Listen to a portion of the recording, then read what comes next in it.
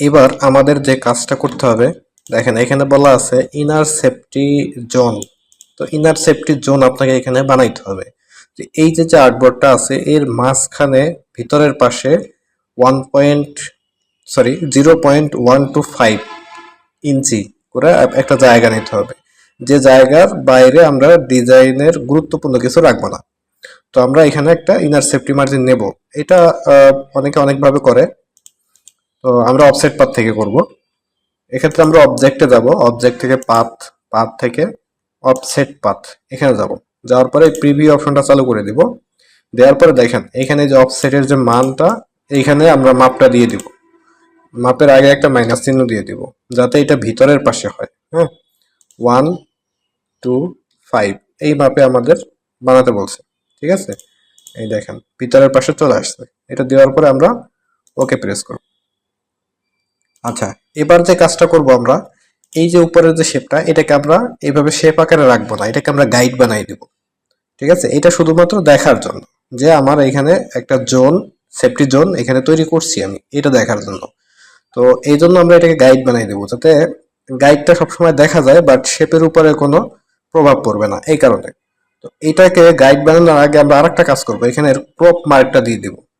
এইটাকে সিলেক্ট করে তারপরে আগে ক্রপ মার্ক দেবো, কারণ আমরা গাইডে কিন্তু ক্রপ মার্ক দিতে পারবো না, গাইডে ক্রপ মার্ক দেওয়া যায় না। এই কারণে আমরা এই শেপটাকে আগে থেকে অবজেক্ট থেকে ক্রিয়েট মার্ক, এই যে মার্ক দিয়ে দিলাম। এবার আমরা এটাকে ডান বাটনে ক্লিক করে মেক গাইড, এটা ক্লিক করে দেব। এবার এইটা দেখেন স্ট্রোক কালার এবং ফিল কালার আছে, কিন্তু এটা ফিল কালারটা অফ করে দিব। ঠিক আছে, এটা হচ্ছে আমার গাইড। দেখেন এটা কিন্তু আমার আপাতত ডিজাইনে এখানে আছে, বাট আমার এখানে কোনো ডিজাইনে কোনো প্রভাব পড়বে না, এটা প্রিন্টে কিন্তু আসবে না। যখন আপনি একটা ছবি এক্সপোর্ট করবেন এখান থেকে, এই দাগটা কিন্তু দেখা যাবে না, এটা ডিজাইন ফাইলে দেখা যাবে শুধুমাত্র। তো এবার আমরা বাকি ডিজাইনগুলো শুরু করি। দেখেন এবার আমরা এখানে এই শেপটা তৈরি করব। এই শেপটা তৈরি করতে আমরা এখানে ইলিপস নেব।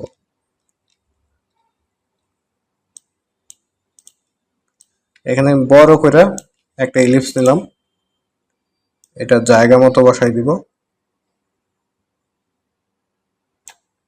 এভাবে। এবার এটার ভিতরের পাশে আর একটা ইলিপস হবে, ভিতরের পাশে বা বাইরের পাশে যে কোনো এক পাশে নিলেই হবে। কন্ট্রোল সি কন্ট্রোল এফ দিয়ে আমি একটা কপি করে দিলাম।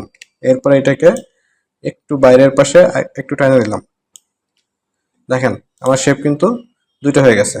আচ্ছা, আমি উপরের দিকে নেই, তাহলে ভালো হবে, কারণ অলরেডি আমার এদিকে জায়গা কমে কমে যাচ্ছে এদিকে দিলে।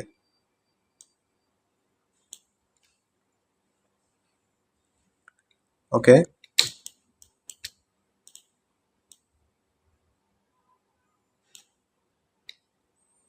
আচ্ছা এবার আমরা এই দুইটা ইলিপ সহ এই মাঝখানের চারকোনা শেপটা সিলেক্ট করে আমরা শেপ বিল্ডার দিয়ে শেপটা সাইজ করে দিব।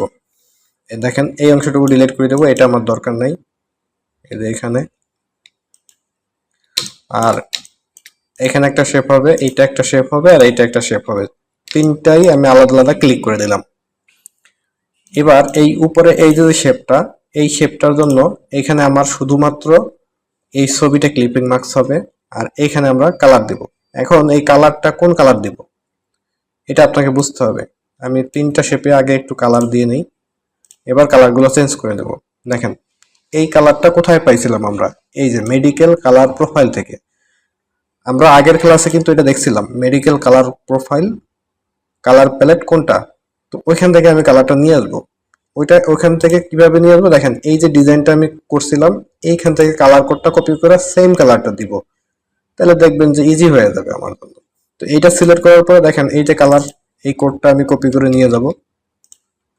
এই কোডটা কপি করে আমি এইখানে দিব, আর এইখানের যে কালারটা এটা দেব হচ্ছে এই কালারটা। হ্যাঁ, এটা এখান থেকে কপি করলাম। আপনার যে এই কালারটাই দিতে হবে এমন কিন্তু কোনো কথা না। হ্যাঁ, আপনার আপনি অনলাইনে এই মেডিকেল কালার প্যালেট নিয়ে সার্চ করবেন, সার্চ করার পরে দেখবেন যে কোন কালার আসে, ওইখান থেকে যে কোনো কালার স্যাম্পল আপনি নিয়ে ব্যবহার করতে পারবেন, কোনো সমস্যা নেই। তো এটা হয়ে গেল। এরপরে যে কাজটা করব, আমরা একটা ছবি ওপেন করব এখানে ক্লিপিং মাস্ক করার জন্য। আমরা একটা ছবি ওপেন করে নিয়ে আসি। এই ছবিটা আমি এখানে ব্যবহার করব।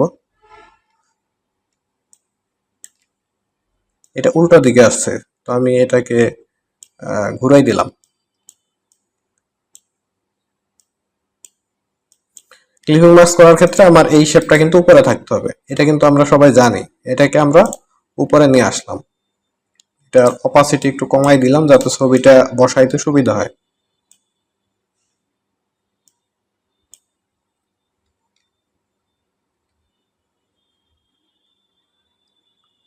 ছবিটা যখনই আপনার মাপ মতো জায়গায় বসে যাবে, তখন উপরের শেপ এবং ছবি দুইটা একসাথে সিলেক্ট করে ক্লিপিং মাস্ক করে দেব। ডান বাটনে ক্লিক করার পরে মেক ক্লিপিং মাস্ক, দেখেন সুন্দরভাবে ওই শেপের সাথে বসে গেছে। এবার আমার যে কাজটা, এইখানে একটা লোগো আছে দেখেন, এই লোগোটা আমরা আগেই বানাই রাখছি। হ্যাঁ, এই যে এখানে বানাই রাখছি, আমরা এইটা কপি করে এখানে নিয়ে আসবো। দেখেন প্রথমটা যখনই আমরা করব, ওটা করতে পারলে কিন্তু আমার পরের কাজগুলো অনেক সহজ হয়ে যাবে।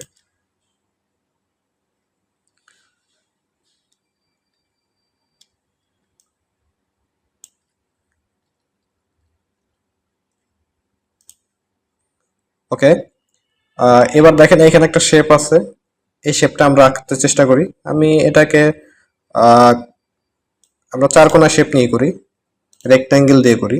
দেখেন রেক্ট্যাঙ্গেল নিলাম এই একটা, নেওয়ার পরে আমরা ডিরেক্ট সিলেকশন টুলে যাব, কালারটা একটু চেঞ্জ করে দিই। আমরা ডিরেক্ট সিলেকশন টুলে যাওয়ার পরে দেখেন এই পয়েন্টটা এদিকে একটু বাইরে গেছে, অথবা এটা ভিতরে দিবেন, যে কোনো একটা করলেই হবে। আমি এটাকে একটু বাইরে বের করে দিলাম। এই পয়েন্টটা একটু নিচের দিকে নামবে, এই পয়েন্টটা একটু নিচের দিকে নামবে এই বরাবর। হুম, দেখেন আমার শেপের আকার কিন্তু চলে আসছে অলরেডি। এবার আমি এই কর্নার ধরে টাইনা এটাকে কি করব, রাউন্ড করে দিব। রাউন্ড করার পরে আমি পেন টুলে যাব। পেন টুলে যাওয়ার পরে দেখেন এই যে যে তীর চিহ্নর মতো নিচের দিকে নামছে ওটা বানাবো। এখানে তিনটা পয়েন্ট অ্যাড করব আমরা। এরপর আবার ডিরেক্ট সিলেকশনে যাওয়ার পরে এই মাঝখানের পয়েন্টটা ধরে আমি এদিকে নিচে নামাই দিব। দেখেন এইরকম কিন্তু হয়ে গেছে। হ্যাঁ, সবাই কি বুঝতে পারতেছেন? না বুঝলে অবশ্যই কোশ্চেন করবেন। হ্যাঁ, আমি আবার দেখাবো, দরকার হলে এটা আবার দেখাবো, কোনো সমস্যা নাই, কোশ্চেন করবেন। ওকে, দেখেন এবার এখানে একটু খেয়াল করি আমরা এই ডিজাইনটা, এখানে কিছু লেখা আছে। এই লেখাগুলো আশা করি আপনারা দিতে পারবেন নিজেরা। হ্যাঁ, এটা আমি আর আহ, দেখাই দেবো। হ্যাঁ, দেখানোর কি আছে, এই দেখেন একটা টাইপ টুল নেবেন। হ্যাঁ, নেওয়ার পরে এই লেখাটা অ্যালাইন করবেন হচ্ছে রাইট অ্যালাইন।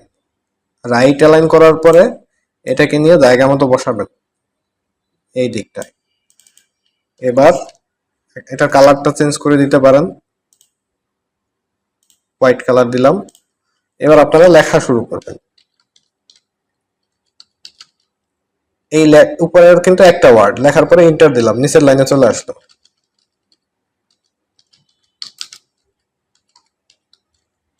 আবার ইন্টার দিলাম।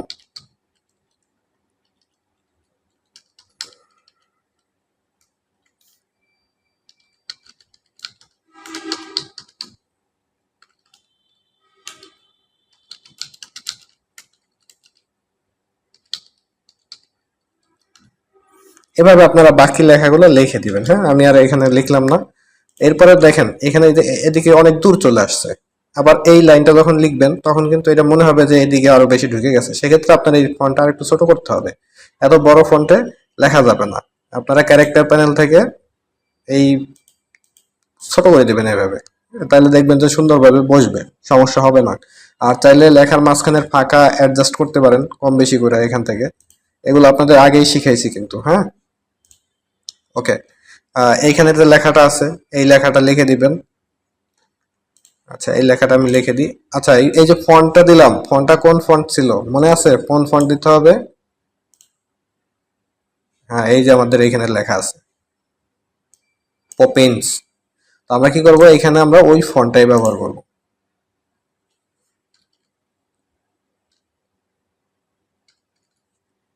পপিন্স এখানে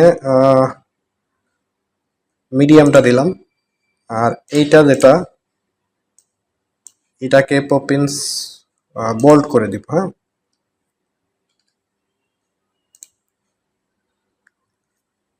আচ্ছা এইখানে যে লেখাটা ছিল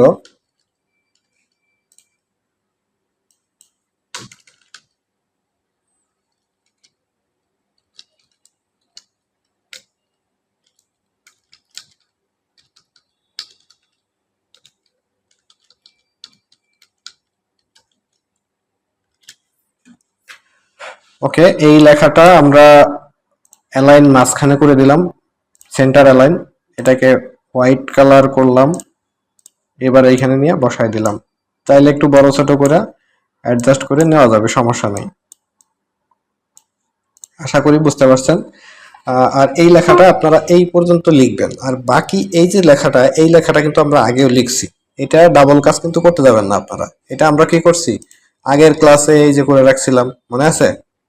যেটার ভিডিও রেকর্ডও কিন্তু আপনাদের দেওয়া হয়েছে। হ্যাঁ, এইখান থেকে আমরা এই যে যে লেখাটা দেখেন সরাসরি মিলে কিনা এটার সাথে, এই লেখাটা আমরা কপি করব, কপি করে এইখানে জায়গা পেস্ট করে দিব, এখানে সুন্দরভাবে, এরপরে সাদাই দিব।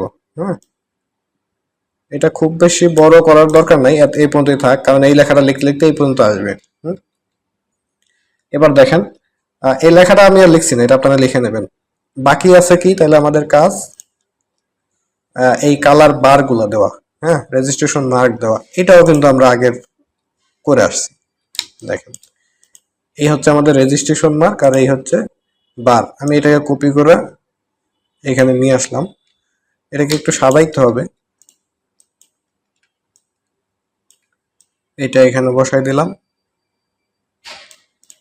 আর এটাকে এখানে।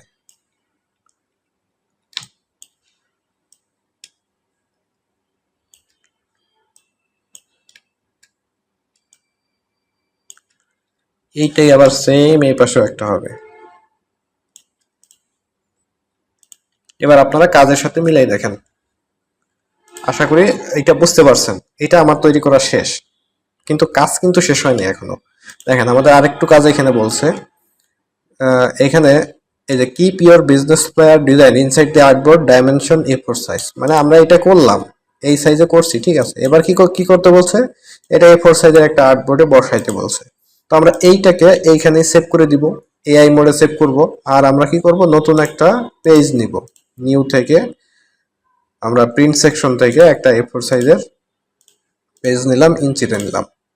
এখানে কিন্তু এদিকে কিছু বলে নাই, হ্যাঁ, এদিকে কিছু করতে হবে না। ক্রিয়েট দিলাম, এ4 সাইজ চলে আসলো।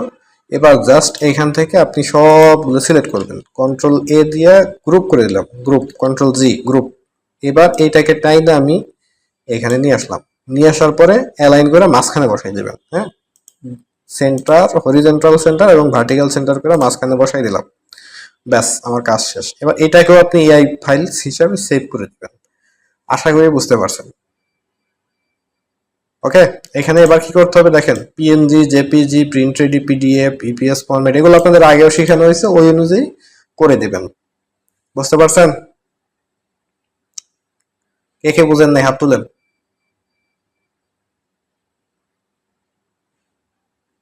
আচ্ছা, তাহলে এবার আপনাদের কাজ হবে এটা প্র্যাকটিস করা। এখন এখন এটা প্র্যাকটিস করবেন।